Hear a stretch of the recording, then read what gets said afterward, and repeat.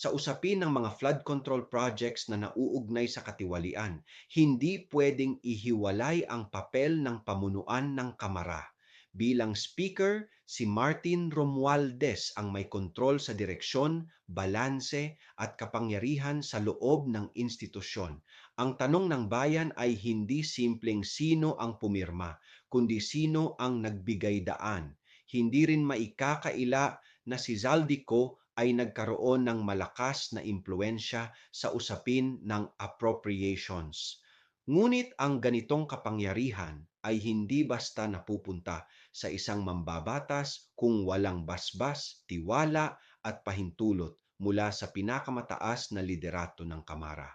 Kapag ang pondo ng bayan ay napupunta sa kaduda-dudang proyekto, pananagutan ng pamunuan na magpaliwanag, hindi maghugas kamay.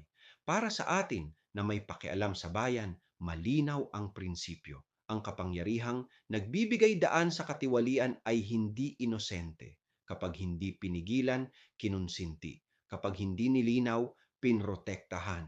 Ang tunay na pananampalataya ay nakikialam sa buhay ng lipunan. Ako si Padre Jesse Galilea, may pusong Pinoy at kasama mo sa pag-iingay para sa bayan.